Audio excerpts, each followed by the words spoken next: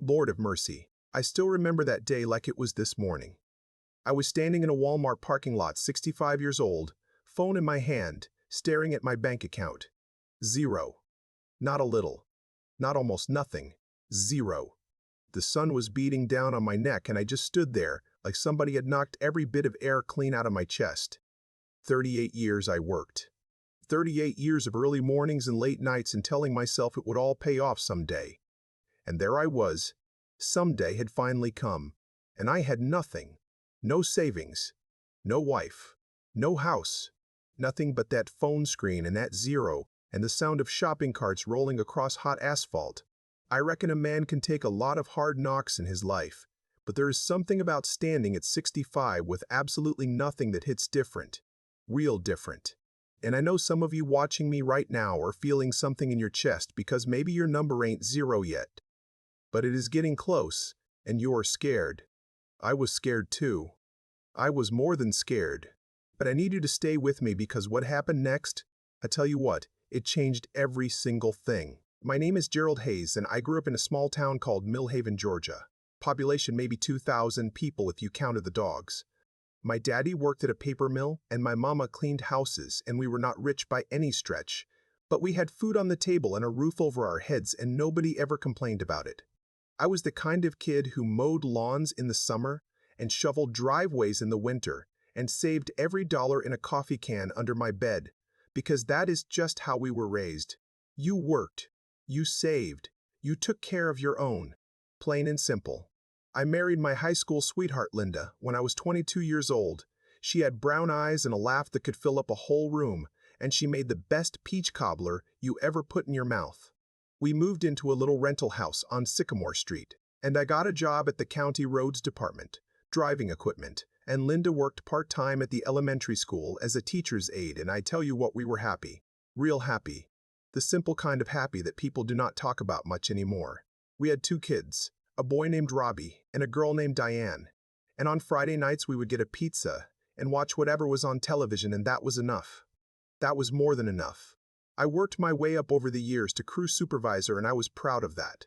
Proud of the fact that I had built something steady with my own 2 hands and my own sweat. We were not living fancy, but we were living solid, and I thought that was all a man really needed. I want you to understand that, because what happened to me can happen to anybody. And I mean anybody. I tell you what, there was a time when life felt like it was exactly what it was supposed to be. Robbie and Diane were grown and doing good. Linda and I had the house to ourselves, and I was maybe 5 years out from retirement and I could almost taste it. We had plans. Real plans. Nothing fancy, nothing crazy. Just the kind of plans that make a man smile when he is driving home from work on a Friday afternoon. We were going to take a road trip down to Florida, just me and Linda in the pickup truck. Windows down, no schedule, no alarm clock, just driving. We talked about stopping in Savannah for a night, maybe Daytona, ending up somewhere near the Gulf where the water is that clear green color, and you can sit on the beach with your feet in the sand and not think about a single thing. I had already picked out my fishing rod. Already looked at campgrounds online. Linda had a whole folder on her computer full of recipes she was going to finally have time to try. We used to sit on the back porch on summer evenings, her with her sweet tea and me with a cold beer, and we would just talk about it. Talk about the grandkids coming to stay in the summers, about teaching little Connor how to fish down at the creek, about having enough time to actually go to Diane's kids' school plays without having to rush back for a Monday morning shift. I had put in 34 years at that point, and every single morning I got up and went to work. I told myself it was all going into the account, not just the money, but the time, the loyalty, the sacrifice, and someday it was all going to come back to me. I believed that with everything I had. Linda believed it too. We would look at each other on those porch evenings and just know, without even saying it out loud, that the best part was still coming. That is the part that gets me now when I think about it. We were so sure, so completely sure. It was a Tuesday morning in October, and I remember it was cold, that kind of cold that comes in fast in Georgia and catches you off guard, and I had just poured my second cup of coffee when my supervisor Dave called me into his office, and I was not worried, not even a little, because in 38 years nobody had ever called me in for anything bad. I was the reliable one. I was the one they counted on. So I walked in there with my coffee cup still in my hand, and Dave would not look at me straight, and that is when my stomach dropped. He said the county had cut the budget. He said they were eliminating my position. He slid a paper across the desk and said something about severance, and I just sat there and I could hear him talking, but it was like somebody had put the whole world on mute, because all I could think was I am 63 years old, and I just lost my job. 2 years. 2 years away from retirement with full benefits and a pension I had been building my whole working life, and just like that it was gone. I shook Dave's hand, because that is how my daddy raised me. And I walked out to my truck and I sat in that parking lot for I do not know how long, just staring at the steering wheel. I called Linda on the way home and she said it would be okay. She said we would figure it out, and I believed her because Linda always made things okay. But then 8 months later, 8 months after I lost that job, Linda went to the doctor for what we thought was just a bad cough that would not quit, and they found a mass in her lung. And everything, every single plan, every porch evening dream, every Florida road trip, every image I had ever had in my head of what our life was going to look like, all of it just collapsed in on itself like a building coming down. We spent the next 14 months fighting, doctors and hospitals and insurance calls and bills that came in so fast and so big that I would just set them on the kitchen table and walk away because I could not even look at them. I sold my truck. I cashed out what little retirement savings I had, paid every penalty, took every hit, because Linda needed what Linda needed, and there was nothing else to think about. She passed on a Wednesday morning in March with her hand in mine, and Robbie and Diane standing right there beside us, and I will not try to describe that moment, because some things a man just cannot put into words. I will just say that when I walked out of that hospital, the world looked completely different than it did when I walked in, and I knew in my bones that nothing was ever going to be the same again. After Linda passed, I went home to a house that did not feel like a house anymore. It felt like a museum. Everything was exactly where she had left it. Her reading glasses were still on the nightstand. Her coffee mug was still in the dish rack. Her sweater was still hanging on the hook by the back door like she had just stepped out for a minute and was about to come right back. I did not move any of it for weeks. I would wake up at 3 in the morning and just lay there in the dark staring at the ceiling listening to how quiet everything was. And that quiet was the loudest thing I had ever heard in my life. Robbie called every few days, and Diane came by when she could. But they had their own lives, their own kids, their own bills, and I did not want to be a burden. That word burden sat heavy on me. So I would tell them I was fine, and then hang up the phone and sit in the dark some more. The bills started coming harder. The mortgage was behind. The medical debt was piling up. My severance was long gone. My savings were gone. I had cashed out everything I had to take care of Linda, and I do not regret a single penny of that. Not one, but the reality of where that left me was something I was not prepared for.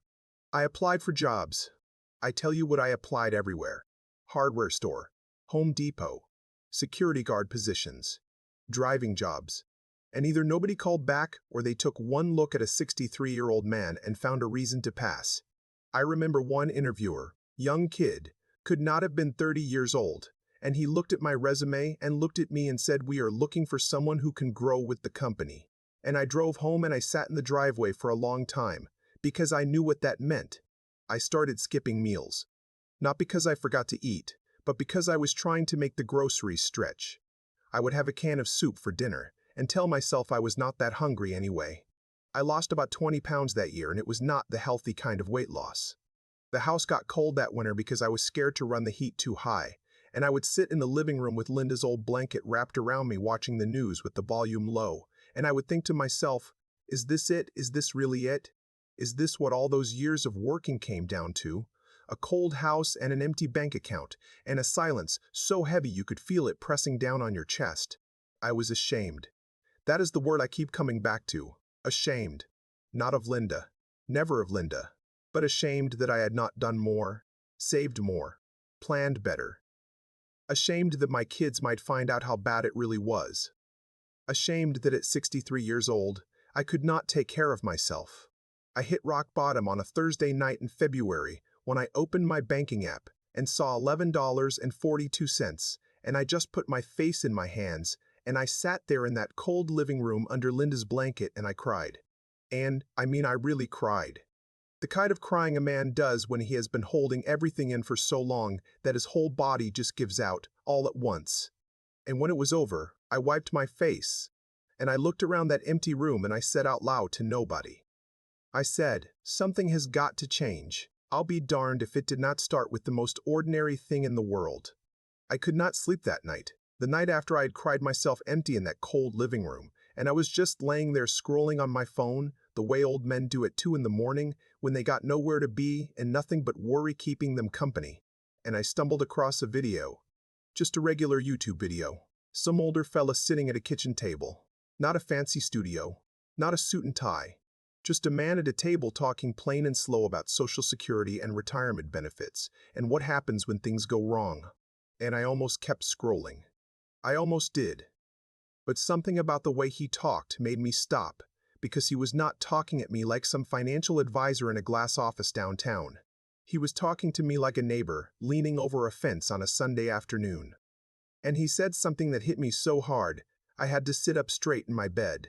He said most people in financial trouble at retirement age are not in trouble because they failed. They are in trouble because nobody ever told them what they were actually entitled to. And I reckon I just sat there with that sentence running around in my head because in 38 years of working and paying taxes and doing everything I thought I was supposed to do, not one single person had ever sat me down and explained what I had actually earned, the right to claim. I watched that video 3 times. Then I watched another one. Then another.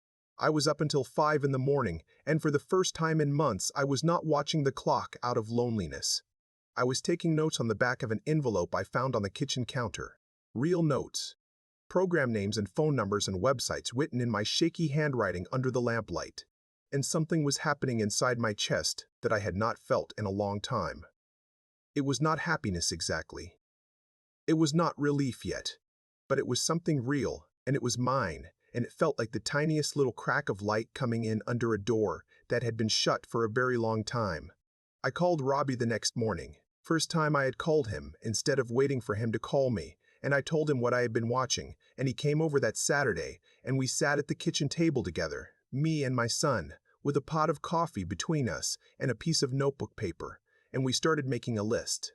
And shoot, that list, that simple little handwritten list on a piece of notebook paper on my kitchen table, that was the beginning of everything changing. The first thing me and Robbie figured out sitting at that kitchen table was that I had been eligible for Social Security for 2 years already, and had not claimed it because I kept thinking I would wait, kept thinking I would find another job and hold out for a bigger monthly check, and that waiting had cost me real money.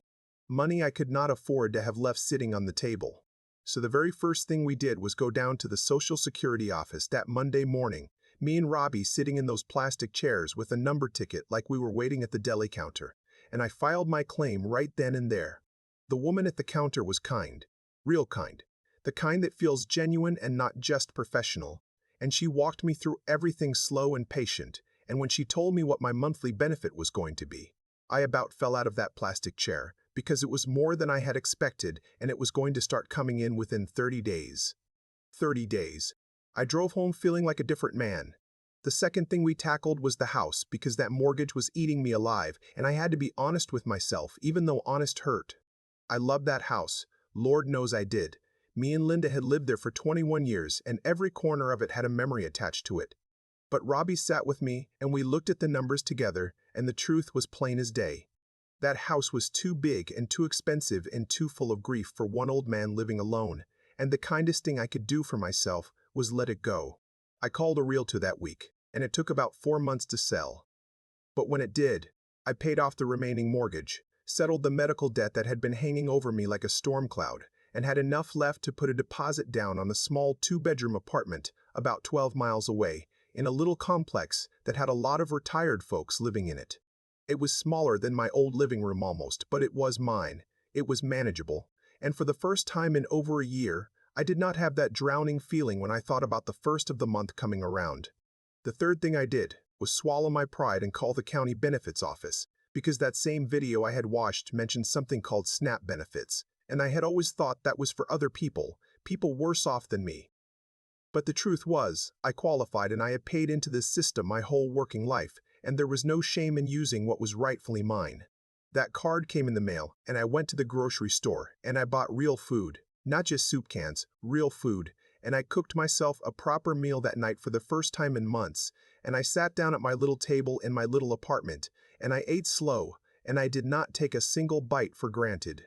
Then Robbie found me a part-time position at a building supply store 2 days a week. Nothing heavy, just helping folks find what they needed in the aisles.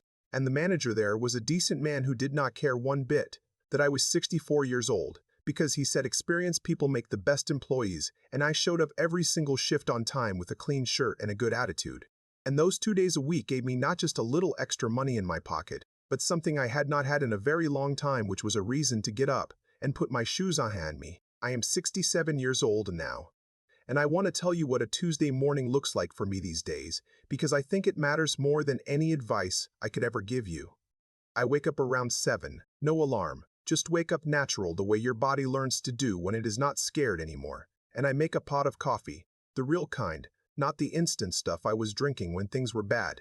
And I take my cup out to the little balcony off my apartment, and I sit in the plastic lawn chair I bought at a yard sale for $3, and I watch the morning come in slow and quiet. There is a big oak tree right across the parking lot, and a family of cardinals has been living in it since last spring, and every morning that red male cardinal sits up in the branches like he owns the whole county, and I reckon maybe he does, and I just sit there with my coffee and I watch him, and I do not think about bills or debt or fear or any of it. I just watch that bird, and I breathe, and I tell you what, that right there is worth more to me now than money could buy. Diane brings the grandkids over on Saturday mornings, and I've started teaching little Connor how to play checkers at the kitchen table. And he beats me about half the time now, and I let him think I am not trying, but the truth is, that boy is just sharp, and it tickles me to death every single time. Her youngest, a little girl named Rosie, who just turned 4, she calls me Pop Pop, and she runs to me with her arms wide open every single time she comes through that door, and I want you to understand something. I want you to really hear this. There was a time not that long ago when I sat in a cold, dark house and wondered if anybody in this world would even notice if I just disappeared. And now I have this little 4-year-old girl running to me with her arms wide open, calling me Pop, and if that is not something worth climbing back, for that bet is not know what it is. Robbie comes by on Sunday afternoons, and we watch football, and I make chili on the stovetop. Linda's recipe? I still use her exact recipe with the same spices in the same order, and we sit there on my little couch in my little apartment, and we talk, and we laugh, and sometimes we talk about Linda too, and that is okay, because keeping her in the conversation is how I keep her with me. I am not rich, and I want to be straight with you about that, because I think you deserve the truth and not some fairy tale ending. My Social Security check comes in on the second Wednesday of every month, and I know exactly what it is, and I budget around it careful, and there is not a whole lot left over, but there is enough, and enough is something I do not take lightly anymore, because I know what it feels like to have nothing. I sleep through the night now, and I did not sleep through the night for almost 2 full years, and I did not realize how much that was costing me. The worry, the fear, the 3 in the morning ceiling staring, until I finally stopped doing it and started waking up in the morning without that heavy weight sitting on my chest. And I will tell you right now that sleeping through the night in a warm apartment with enough food in the refrigerator and people who love you coming on Saturday morning is a life worth living, and I am living it, and I am grateful for every single ordinary minute of it. I have thought a long time about what I would say if I ever got the chance to sit down with somebody going through what I went through.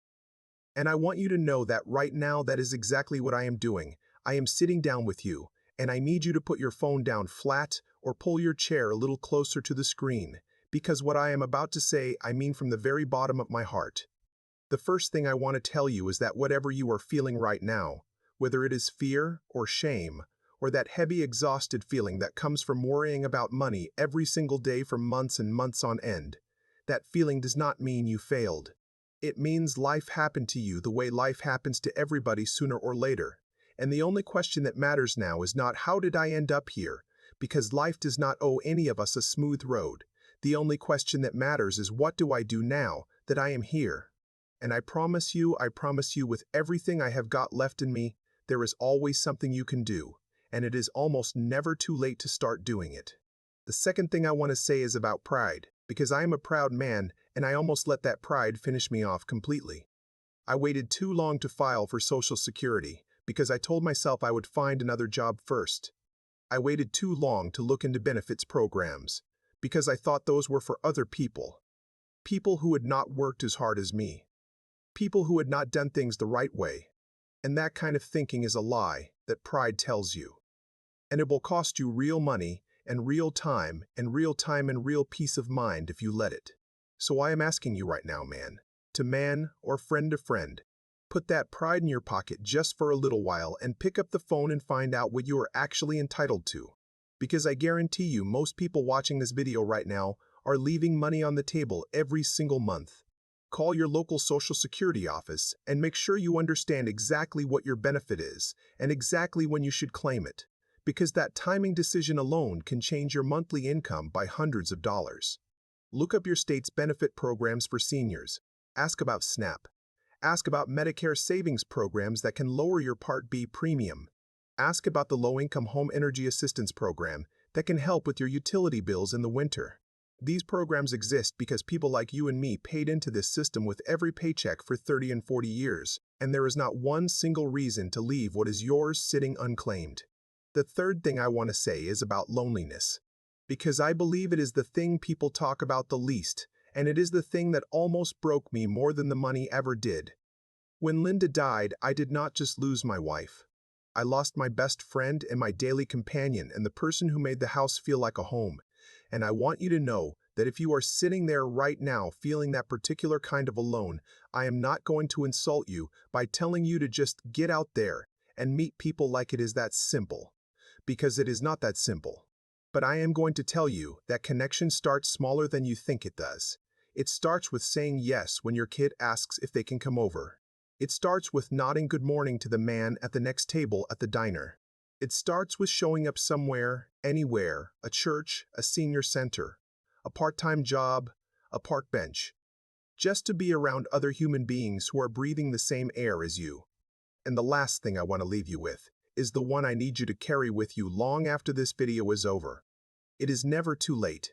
I know you have heard that before, and I know it can sound hollow when you are sitting in a cold house with an empty account and a heart full of grief.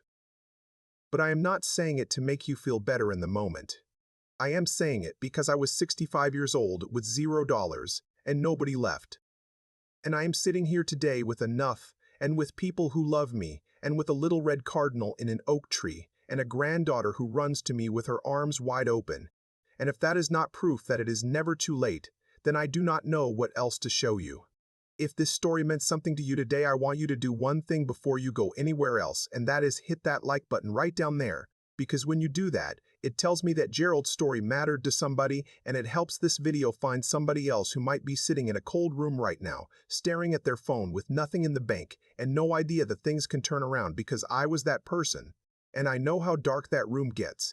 And if this video can reach one more person sitting in that darkness, then every word of it was worth saying.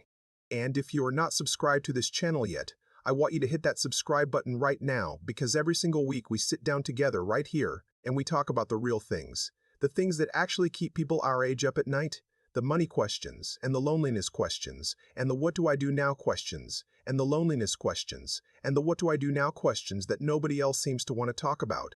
And you deserve to be part of that conversation because you have earned your seat at this table, same as anybody else.